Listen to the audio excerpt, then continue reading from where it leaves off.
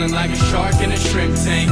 Big fish, small pond in the shrimp tank. When it take a Hey everybody, welcome to the post-show wrap-up of the Shrimp Tank. We had an unbelievable show today. You must go to shrimptankpodcast.com to hear an entire replay, and definitely download us on iTunes. You want to listen to this in the car and not what you're listening to in the morning. This is great stuff if you want to get an MBA in entrepreneurship. I'm your co-host, Ted Jenkins, sitting here with my co-host, Chris Hanks, who's the executive director and founder of the Shore Center for Entrepreneurship at Kennesaw State University. It is exploding there. And we were delighted today. We had a great guest today. Yeehaw, we talked about barbecue. What else is there to talk about here in Georgia?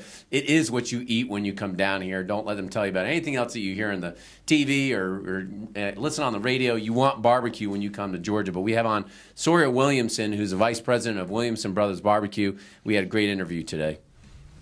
So I've had students in the past try to get involved in the barbecue sauce business or start a restaurant because that seems to be popular or they have a family recipe.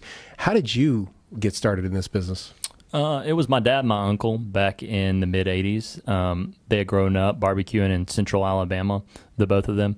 And there wasn't much to do there at the time, so they kind of amassed this list of recipes and food that everyone around them really loved. So they started a small barbecue shack in central Alabama, and the one thing that was missing there was people. There wasn't a lot of people. So kind of on a whim, they came over to Atlanta at the time. Atlanta was building up to the Olympics, and there was a lot of hype around Atlanta. And they just hop off the exit at the South Marietta Loop in Marietta, found the building that we're in today, and got the phone number, called on it, started the negotiation process, and within a few weeks they were in the building, and then within a few months they were operating, and from there it was just basically that's the story. Is it true that the barbecue contests are like over the top? Like, I've never been to a barbecue contest, but are they literally over the top? Yeah, they always say there's a difference between compete and eat. We have a lot of friends that are, I have a good friend that does Smoker Q trailers in Ackworth, and he competes 48 out of the 52 weeks a year. Oh, wow. My gosh. Well, I mean, we know that barbecue, not only in the United States today, since like the foodies have gotten out there, I mean, it's taken off like crazy. So how do you differentiate the Williamson Brothers brand, the barbecue sauce, what you guys serve, against all the other barbecue that's out there? Yeah, the biggest thing for us is literal ingredients. So we use fresh onion. We use jumbo yellow onions. We peel them by hand. I get about 2,500 pounds in every week, and we're peeling them by hand and chopping them. We use wet mince, garlic, whole black peppercorn. So in terms of the sauce and what you see in the grocery store, we're using, if you ever turn the bottle over, you can see all of our ingredients naturally suspended there, as opposed to a lot of the other larger brands are using modified food starches, artificial preservatives. So that really shines through in the taste of the products. That's our key differentiator. Now, your company's barbecue sauce has taken off, I mean, regionally here in the stores. It's amazing. I know that you're a top seller in the major stores like Publix and Kroger and places like that. So for somebody that's watching this that has a product, and sometimes you see this on the Shark Tank where people want to get it put into a store, how do you recommend going to tell them about how to get shelf space, like how to actually get on the shelf to sell their product? The very first thing I would say is establishing some mom and pop sales. That would be step one if I was going to draw an outline of it. So go to, like Stripling's and Wayfield Foods is another, and Little Giant's another, and try to sell those individual store managers on just one point of distribution, or several points of distribution in that case, but one point of distribution at a time.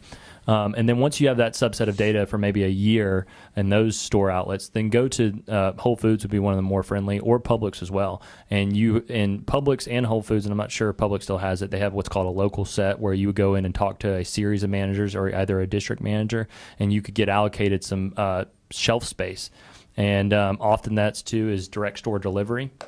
So you're going to be delivering your product to those individual stores for maybe a year or 2 years, and the end goal being getting into the groceries warehouse. And if your sales are there, then over time you can move into the warehouse. So it's a multifaceted, multi-year deal that requires to get it in if you have it, but that's what it would require. Well, I thought maybe we'd do one more final question here, which is that in your kind of business, getting quality employees, and obviously when you grow to multiple restaurants and you have warehouses and things like that, how do you maintain the culture at the barbecue company to still keep it as a family company like it was when you're driving around, Dad was in a Chevrolet truck and finding the first store? we have systems in place. That's kind of step one, is having systems in place to make sure that you give them the support system they need in order to make the right decisions at any given time. How we've always we retained our employees for a long time was just staying really in tune with their lives, everything to do with their lives. Like I'd said, the average life of my production employee in my sauce business is 16 years. Wow. And how we've done that is just to stay in tune with their lives, everything that goes on, every development, every baby that's had, every funeral that takes place, the good and the bad.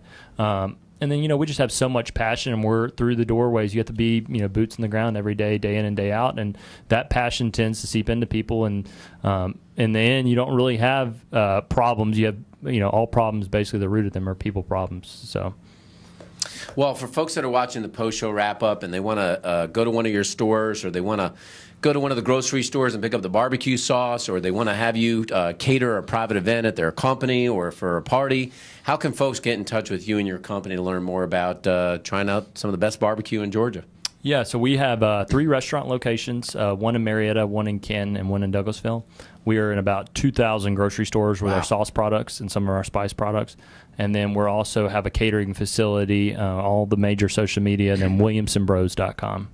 Folks, I'm not going to describe this as well as Sawyer did today, but he was talking at the end of the show today, and you got to listen to the podcast, about having some pulled pork, having a mix of, I think, a 3-cheese mix, stuffing it in a jalapeno pepper, wrapping it in bacon, and now I'm thinking, boy, if I had that for dinner tonight, I'd be having some good barbecue. So check it out for the Williamson brothers. Again, some of the best in Georgia. Thanks for coming on the show today, and thank you for watching the post-show wrap-up of the Shrimp Tank.